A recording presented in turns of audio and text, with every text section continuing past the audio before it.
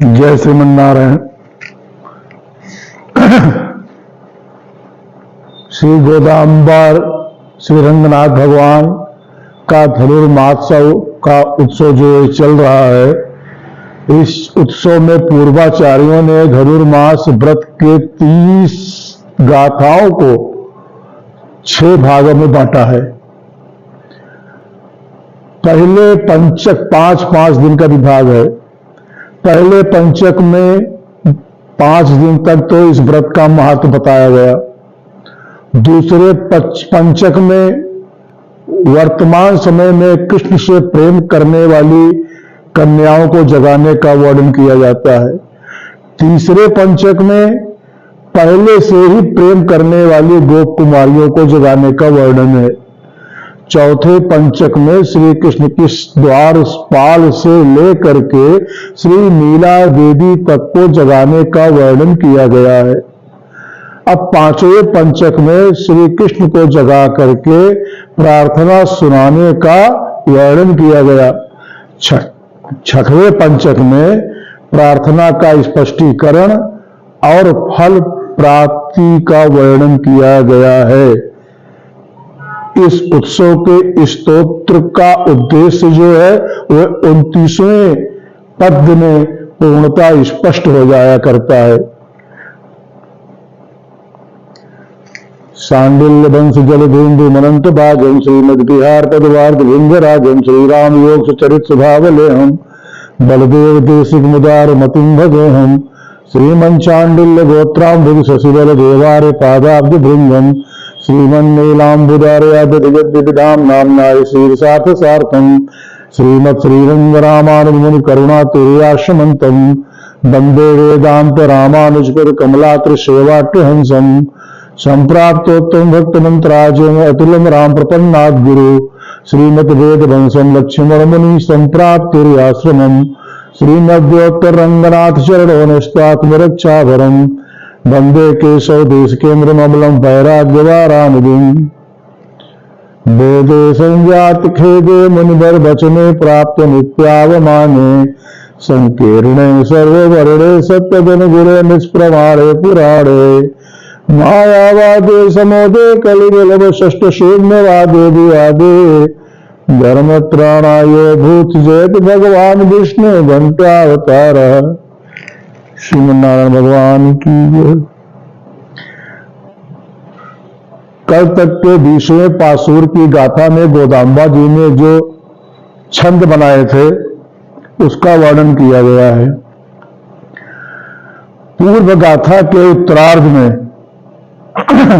गोपियों को सादर जगा जाने पर प्रसन्न नीला देवी और उनसे, हे सखियां, तुम लोग इतना कष्ट क्यों उठाती हो? तुम्हारे जितने काम है मैं सब ठीक कर दूंगी। मान लो कि मैं भी तुम्हारे में ही एक हूं। अतः अब हम सबको मिलकर के प्रभु को जगा करके और भगवान से प्रार्थना को सुनाएंगी आप लोगों के साथ में। ऐसा नीला देवी कहते हुए कपाट खोल करके, दरवाजे का सांकल खोल करके और बाहर आकर के ब्रज की गोपियों के साथ मिल गई। फिर सब मिलकर के भगवान श्री कृष्ण को इस गाथा से जगाती हैं जो कि आज की गाथा है।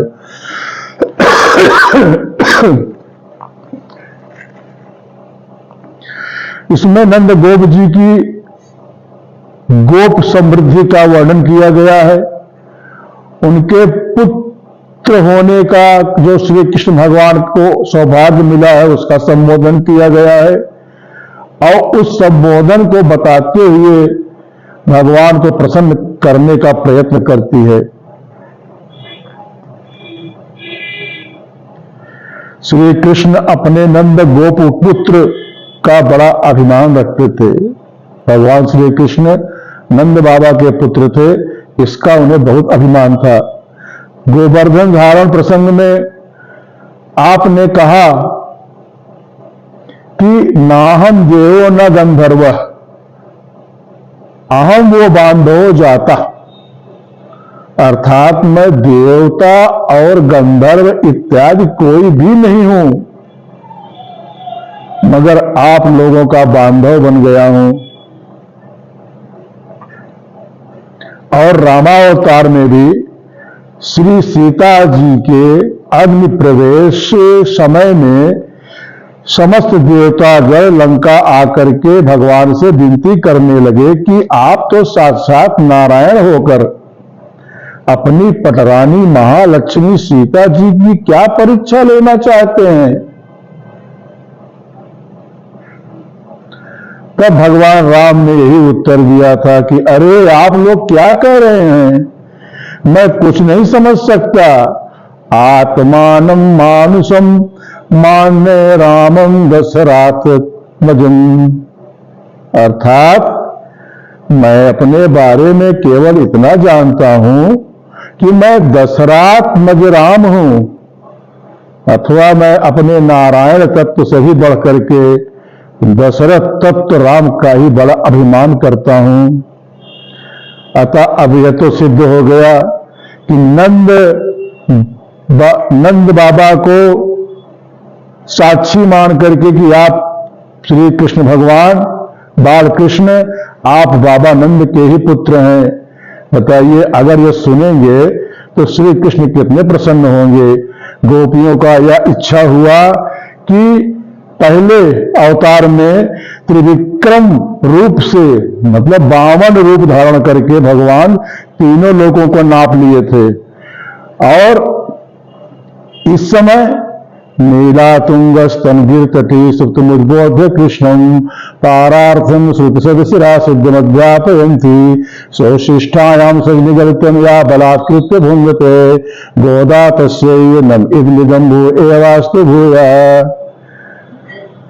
तो नीला के स्तन पर शयन करना, देवताओं की विपत्तियों को दूर करना, नाना प्रकार की प्रशंसा तो हम लोगों ने इन कृष्ण के लिए कर दिया, लेकिन ये प्रसन्न तो हुए नहीं। ये सब चरित्र लगता है उनके लिए महत्वहीन है। अतः अब गोपियां उनके मन के अनुरूप संबोधन करते हुए कहती हैं कि अब नंद बाबा गोप की विलक्षण स्तुति करती हैं। 17वीं गाथा में नंद बाबा के उदारता की बहुत प्रशंसा की गई थी। 18वीं गाथा में नंद बाबा के बल के प्रशंसा की हुई थी। अब आपके ऐश्वर्य, अब नंद बाबा के ऐश्वर्य और उनके 9 लाख गायों का जो समृद्धि है उसका वर्णन किया जाता है। देखिए, ब्राह्मण का ऐश्वर्य कहां है? वेद शास्त्र है। क्षत्रिय का भुजबल है।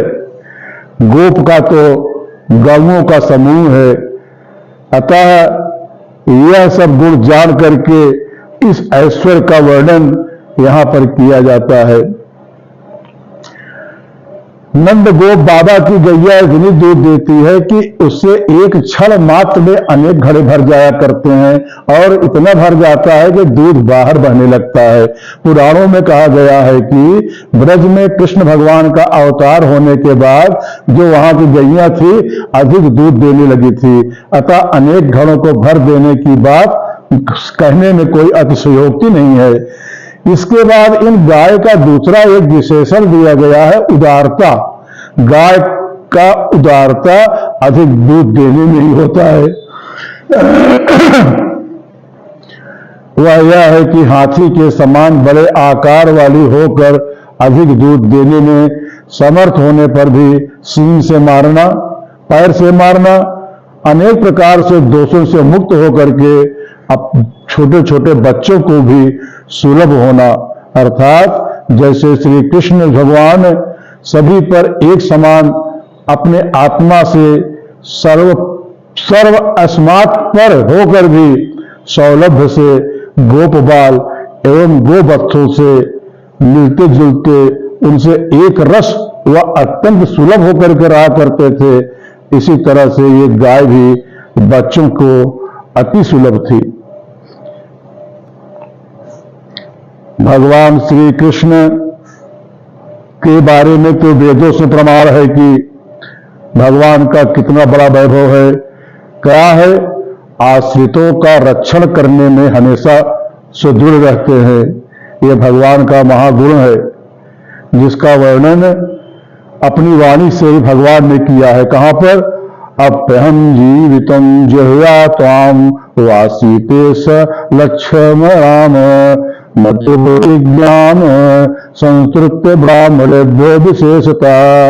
अर्थात श्री भगवान रामचंद्र जी कहते हैं कि हे सीते, मैं भले ही अपनी जान छोड़ दूं, तुमको भी छोड़ दूं अथवा लक्ष्मण जी को भी छोड़ दूं, परंतु ब्राह्मणों की रक्षा करने की प्रतिज्ञा मैं कभी नहीं छोड़ सकता हूं। न मैं भक्ता परस्वती, मेरा भक्त कभी भी दुख को प्राप्त नहीं हो सकता है। ऐसा भगवान के मुख की वाणी है। तो भगवान के बाबा नंद की गोप की प्रशंसा करते हुए गोदाम्बा जी आगे फिर संबोधन कर रही हैं कि जय प्रभु, हमने आपके अंगों का वर्णन किया, नीला जी के अंगों का वर्णन किया, कितने सुंदर है नीला जी, विशाल नयन है, नयनों में अंजन है, नेत्र का बहुभाग दर्शन का वर्णन मैंने कर दिया। भगवान के नेत्र से भी सुंदर श्री जी के कमल दल श्री नयन है। नेत्र के मध्य में कालिमा का भाग ज्यादा होता है, वो भी है। बताइए, महान अपराधी जयंत पर भी दया किया आपने, क्रोध से देख करके रावण को भस्म कर देती अगर माता जानकी चाहती तो, परंतु उसको भी क्षमा ही किया। अब बताइए, भगवान से भी ज्यादा क्षमा और दया की मूर्ति श्री जी हैं। उनके श्री चरण कमल भी कोमल और सुंदर हैं, उनके श्री हस्त भी बहुत सुकुमार हैं। श्री नेत्र दर्शन करने में पलक बाधक होते हैं। मतलब हमारे लोगों के बातें छोड़ दीजिए, गोपियों के नेत्र भगवान के और राधा अंशावतार लीला देवी का दर्शन करने में भी उनके पलक जो है बाधक हुआ करते थे, क्योंकि पलक गिर जाया करते थे बार बार। भगवान के दर्शन के बिना एक क्षण भी गोपियों को युग युग के समान दिखता है। देखता है जो वो बोल सकता है, जो नहीं देख सकता वो क्या बोले। हे भगवान, मैं आपको देखूं उस समय भी कुछ कह न सकूं, दूर होने पर ऐसी दशा होती है। भगवान के श्री चरण अति सुकोमल है। गोदाम्बा जी आज भगवान के बड़ाई करते हुए कहती हैं कि अनंत दिव्य गुण आप में है प्रभु। हे भगवान, हे बाल कृष्ण, आप में इतने गुण हैं। कैसे? भगवान में 8 गुण प्रदान होते हैं, आश्रित के लिए 4 गुण और दिव्य कृपामय सौक्रिया पादक हैं। उन 4 गुणों को याद कर लीजिए। जो भी याद कर लेगा भगवान के 4 गुणों को, तो कैसा भी जीव होगा भगवान की तरफ चला जाएगा। कैसा भी जीव होगा वो भगवान की तरफ लग जाएगा। जैसे पहला गुण क्या है? स्वामित्वम, दूसरा वात्सल्यम, तीसरा सौलभ्यम, चौथा सौशील्यम। ये 4 दिव्य गुण ही सौक्रिया पादक कहे जाते हैं। और 4 दिव्य गुण कार्यापादक हैं। क्या है? ज्ञान शक्ति पूर्ति प्राप्ति, ज्ञान शक्ति पूर्ति प्राप्ति। ये 4 गुण भगवान में कार्य करने हेतु हैं। दोनों मिलाकर भगवान में दिव्य 8 गुण हुए। हे भगवान, आप में आर्जो, अर्थात आर्जो माने सीधापना बहुत है, यही सौशीलता हुई। अब इनका भगवान का आर्जो गुण कहां देखने में आता है? देखिए, समझिए। जनकपुर में देखा गया कि विवाह में जहां हंसी मजाक होता है, अंतापुर में दूल्हा को कोहबर में लेकर स्त्रियां जाती हैं, सखियां और बूढ़ी स्त्रियां भी वहां हंसी मजाक किया करती हैं। अब पूछती हैं और कहती हैं, राम जी से एक बूढ़ी माई पूछती है जनकपुर में कि लड़का तो माँ बाप मामा काका के रंग रूप के समान होना चाहिए, राजा दशरथ और रानी कौशल्या तो गोरे हैं, उनके पुत्र आप करिया कैसे हो गए? करिया माने श्याम वर्ण कैसे हो गए? इसको सुनकर के भगवान श्री रामचंद्र जी ने कहा क्या करूं माता, आप बड़ों के सामने होते होंगे गोरे और सांवले, सांवले से गोरे, ये तो भगवान की रचना है, प्रभु की रचना है, इसमें हम क्या कर सकते हैं। हंसी मजाक में सब करती हैं जनकपुर में, लेकिन राम जी का यहाँ जो आर्जो गुण है, सुशीलता वाला गुण है, वो दर्शाया गया है। बहुत सुशील हैं, थोड़े ही शब्दों में उत्तर दिया करते हैं। बहुत सी बूढ़ी स्त्रियां भी श्री राम जी से हंसी मजाक करते हुए पूछती हैं कि आपके यहाँ तो खीर खा करके स्त्रियां बच्चे पैदा किया करती हैं, परंतु रघुनाथ जी इसका कुछ भी उत्तर नहीं देते। लेकिन शत्रुघ्न जी से नहीं रहा गया। शत्रुघ्न जी ने हंसते हुए कहा, बोले हमारे यहाँ तो जो भी है ठीक ठाक है, लेकिन जनकपुर की ऐसी चाल है कि पुरुषों के बल से तो पुत्रियां पैदा ही नहीं होती हैं, यहाँ तो हर चला के पैदा किया जाता है। बोलिए सियावर रामचंद्र की जय।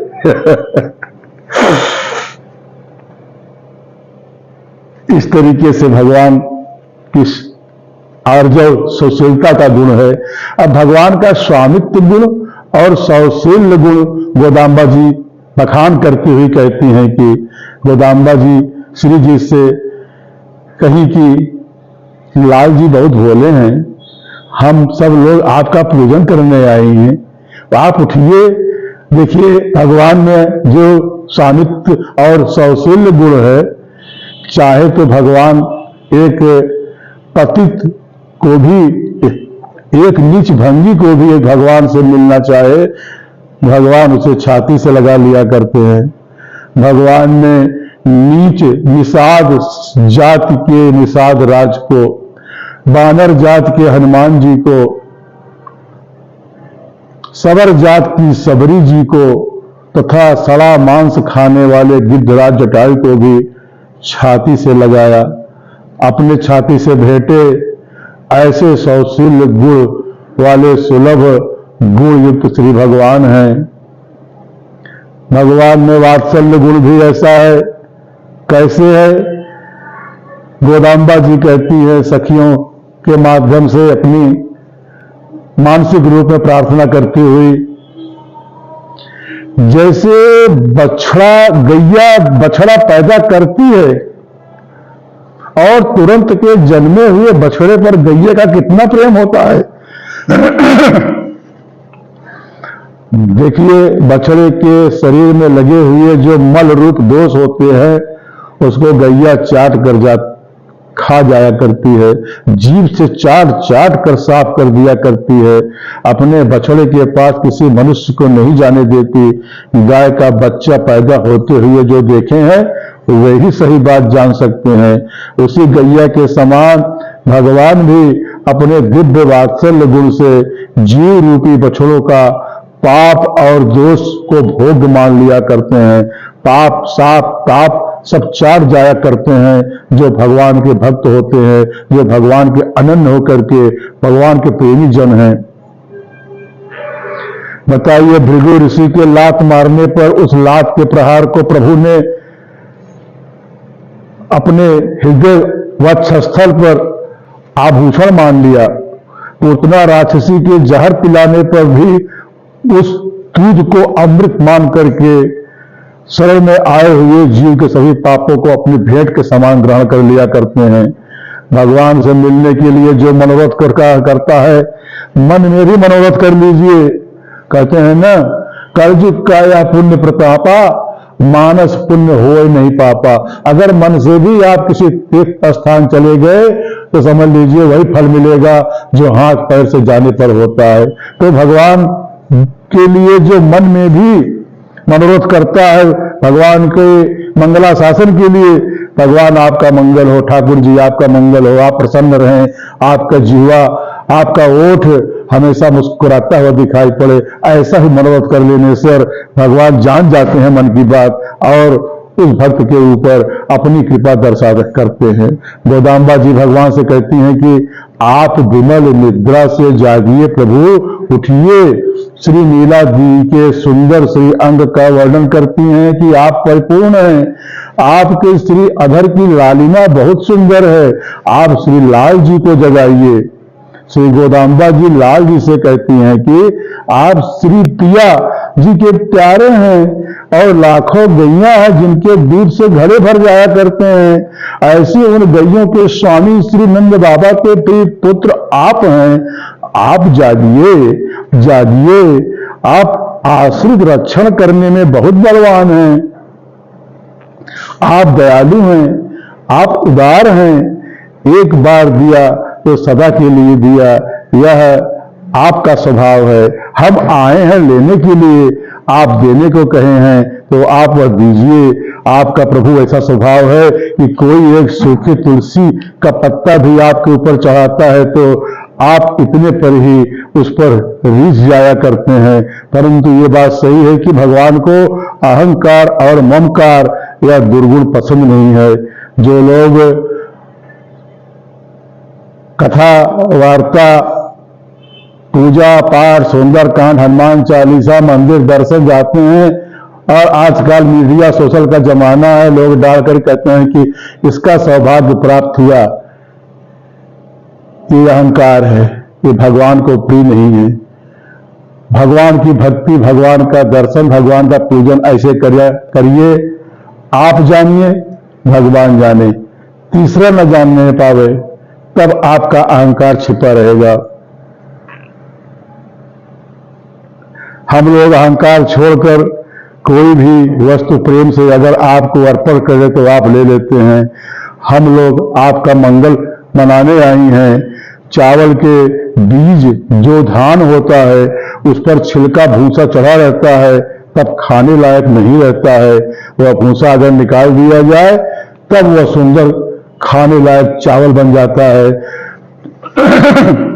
इसी प्रकार से सभी जीवों में अहंकार ममकार रूपी भूसा भरा रहता है, और जब अहंकार ममकार रूपी भूसा छूटा तो वह जीव शुद्ध हो जाया करता है। वह शुद्ध जीव कहता है कि हे प्रभु, आपका ही दिया शरीर है, आप ही का सब कुछ बनाया है, आपकी बनाई सब चीजें हैं, फूल नारियल आदि, मैं भी आपका ही आपको अर्पण करता हूं, सभी कुछ आपके अर्पण करते हूं। मैं खीरान्न बना करके आपको अर्पण करें। देखिए, खीर जो बनता है वो अलग है और खीरान्न जो बनता है वो अलग है। खीरान्न की परिपाटी जो है अपने यहाँ तो बहुत कम लोग जानते हैं। दक्षिण भारत के लोग, साउथ में लोग खीरान्न बनाते हैं। खीरान्न का मतलब जब ऐसे ऐसे लेकर के ऐसे खाया जाता है और कोहनी पे घी चूता है उसको खीरान्न कहते हैं। गैया आपने बनाया, घास अन्न आपने बनाया, गाय के शरीर में दूध आपने बनाया, चावल आपने बनाया, ऊख वृक्ष आपने बनाया जिसको गन्ना कहते हैं, उससे शक्कर चीनी आपने बनाया। सभी वस्तुओं को मिला करके खीरान्न आपने बनाया हुआ ही आपको अर्पण किया। इसी तरीके से हे भगवान, हे प्रभु, हमको भी आपने बनाया, हम भी अपने आप को आपको अर्पण करते हैं, हम भी तो आपके हैं, ऐसा हम मानते हैं प्रभु। नमः, वो नमः कहा जाता है। नमः, नमः शब्द का अर्थ क्या है? नमः शब्द का अर्थ यही है कि सिया राम ही उपाय, सिया राम ही उपे, ये है नमः।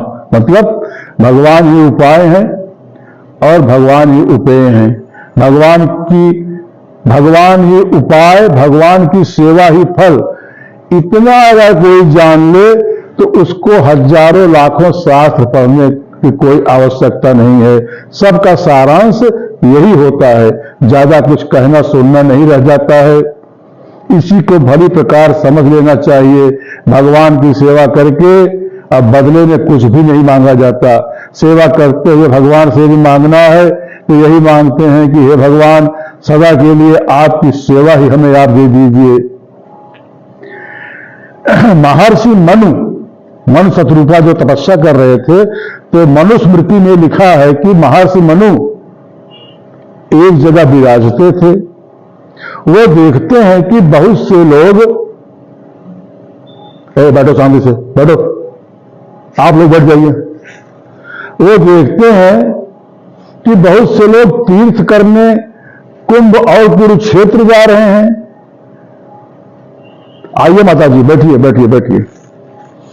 तो वे उन लोगों को समझाकर यथार्थ उपदेश करते हैं जो तीर्थ करने के लिए कुंभ नहाने जाते हैं, गंगा नहाने, कुरुक्षेत्र जाते हैं, उनको उपदेश करते हैं मनु महाराज। बहुत से लोग कर्जा लेकर के भी तीर्थ यात्रा किया करते हैं। बताइए, रेलगाड़ी की भीड़ में आने दीजिए, आइए आइए। बहुत से लोग रेलगाड़ी की भीड़ में धक्का खाते हैं, सिपाहियों के डंडे पड़ते हैं, बीमार हो जाते हैं। रेलगाड़ी की भीड़ में धक्का खाते हैं, सिपाहियों के डंडे पड़ते हैं, बीमार हो जाते हैं, और दुष्ट लोग उनको वहां तीर्थ क्षेत्र में लूट भी लिया करते हैं। अंधेर नगरी चौपट राजा के समान संसार के लोग पुण्य का गठरा बांधने के लिए कितना कष्ट उठाते हैं। बताइए, ये लोग वास्तव में सच्चे भाविक जन नहीं होते हैं, जो कलपबाज करते हैं। कहना नहीं चाहिए, लेकिन मनु महाराज कह रहे हैं, उनकी बात को मैं दोहरा रहा हूं। कुछ नहीं बनने वाला है, भगवान कभी नहीं मिलेंगे आपको। कोटि कल्प काशी बसे, मथुरा कल्प हजार, एक निमिष सरजू बसे, तुले में तुलसीदास। निमिष माने पलक गिर गई, एक निमिष हो गया। तो सरजू बसे का मतलब, आंख बंद करिए और देखिए, सरजू के तट पर श्री सीताराम जी प्रत्यक्ष पीतांबर धारण करके, सीताराम जी और माता जानकी लाल वस्त्र की सुंदर साड़ी पहने हुए, मोर और मुकुट लगाए हुए और धनुष बाण लिए हुए दर्शन दे रहे हैं। एक निमिष में अगर इतना ध्यान आपने कर लिया, 1 महीने का कल्पवास आपका करना बेकार हो गया, वही फलित होगा केवल आपको। तो मनु महाराज यहां कह रहे हैं कि पुण्य का गठरा बांधने के लिए वृथा घोर कष्ट उठाते हैं। ये लोग सच्चे भाविक नहीं हैं। जो लोग सच्चे भाविक होते हैं, उनके लिए तो उनके घर पर ही भगवान के चरण और परम पद और परम तीर्थ हमेशा विराजमान रहा करता है। भगवान का जो प्रेमी होता है ना, जो सच्चा भगवान का प्रेमी होता है, भाविक होता है, वो तो यही कहता है, हमको न चाहिए कुंभ अधकुंभी, हमें चाहिए नहीं, हमको न चाहिए सोमव्रत। सोमवती अमावस्या को कहते हैं सोमव्रत। हमको न चाहिए सोमव्रत, असंक्रमण भी चाहिए नहीं। आगम निगम, आगम निगम माने वेद पुराण शास्त्र, 18 पुराण शास्त्र, 4 वेद, इसका मतलब आगम निगम है। आगम निगम की युक्ति भोक्ति मुक्ति भी चाहिए नहीं। और चाहिए हमें, क्या चाहिए? चाहिए हमें बिरचों जो ही, प्रिय वही बस दिख जा कहीं। ये भाविक जनों की बात है। बाकी सब पुण्य का गठरा बांधने जाते हैं। उसके बाद क्या कहते हैं, हमको न चाहिए भ्रात भाई, हमको न चाहिए भ्रात माता, तात भी चाहिए नहीं, हमको न चाहिए बात सुंदर गात भी चाहिए नहीं। जैसे जो दास कालक 6 बोल रहा है, न कोई संगीत है, न कोई स्वर है, न कोई गला है, कुछ नहीं है, लेकिन हमको नहीं चाहिए। हमको क्या चाहिए? हमको न चाहिए बात सुंदर, गात भी चाहिए नहीं, हमको न चाहिए नात, नातेदार रिश्तेदार, हमको न चाहिए नात सुंदर, जात भी चाहिए नहीं। और चाहिए हमें बिरचों जो ही, प्रिय वही बस दिख जा कहीं। इसके बाद हमको न चाहिए मान, जग सम्मान भी चाहिए नहीं, हमको न चाहिए गान सुंदर, तान भी चाहिए नहीं, हमको न चाहिए शान, अब तो जान भी चाहिए नहीं। हम चाहिए हमें बिरचो जो ही, प्रिय वही बस दिख जा कहीं। ये लोग चल देते हैं सोमवती नहाने के लिए, डंडा कुंडा बांध कर पहुंचते हैं और बाड़ा बांधते हैं, लाखों लोग आते हैं। यह सब नाम के लिए अहंकार ममकार युक्त ढोंग फैलाकर 5-10 दिन के बाद कहते हैं कि कुछ चंदा पट्टी कर दीजिए। 100 में 99 लोग ऐसे ही घुमा करते हैं कि अब तो बाड़ा लगा लिया है, अब तो पूरा करना है, कुछ चंदा पट्टी कर दीजिए। मन महाराज उन लोगों से कहते हैं कि ग्रहण और कुंभी नहाने के लोग काशी कुरुक्षेत्र मरने के लिए जाते हैं, वहां मेला लगता है, बहुत भीड़ भाड़ में लोग नाव पर चढ़ते हैं, डूब जाती है, डूब के मर जाते हैं, मरने के बाद भूत प्रेत बन जाते हैं। जानकर क्यों भीड़ में धक्के में घुसना, यह शरीर भगवान का है, इसे इस प्रकार से रखिए कि किसी प्रकार से हानि न पहुंचे। अगर हानि पहुंची तो भगवान के कानून में अपराधी कहा जाएगा। भगवान की आरती होने के समय दर्शन करने के लिए स्त्री पुरुष बालकों को धक्का मुक्की नहीं करना चाहिए। ऐसा नहीं है कोई गिर जाए कचर जाए पैर से और कोई तो मर भी सकता है। तीर्थ मेलों में बहुत आदमी कचर के मर भी जाया करते हैं। मन महाराज उन तीर्थ जाने वालों को अध्याय 8 श्लोक संख्या 22 में आप देखिएगा समझाएं कि कहे कि ऐ लोगों, हमारा कहना मानकर तुम लोग अहंकार ममकार छोड़ दो और भगवान के शरणागत हो जाओ, फिर तुम्हें गंगा और कुरुक्षेत्र आदि तीर्थों को जाने की कोई जरूरत नहीं है। तुम लोग फल के लिए कुछ तीर्थ आदि करते हो, भगवान की चीज ही भगवान को दान करते हो, इसका फल हमको मिले। उन्हीं की चीज उनको दान कर दिया और कहते हैं कि इसका फल हमको मिले। यही अहंकार ममकार उसका तुम्हें त्याग कर देना चाहिए। यह अहंकार भावना छोड़ना जरूरी है। श्री गोदाम्बा जी कहती हैं, प्रीतम प्यारे से नीला देवी से संदेश देती हैं कि प्रीतम प्यारे से कह दीजिए कि हम लोग अहंकार ममकार छोड़ करके आई हैं और सभी को यह ध्यान में रखना चाहिए कि जो कुछ भी भगवान के लिए करें उसे अहंकार ममकार छोड़कर ही किया करें। श्री गोदाम्बा जी कहती हैं कि दर्शन दे करके विशाल नेत्रों से मुझको देख लीजिए प्रभु, ऐसी ही कृपा कर दीजिए प्रभु। भगवान बाल कृष्ण नंद नंदन कृपा करके गोदाम्बा जी की ओर और ब्रज की गोपियों की ओर कल देखेंगे। ये प्रसंग कल बताया जाएगा। श्रीमन नारायण भगवान की जय।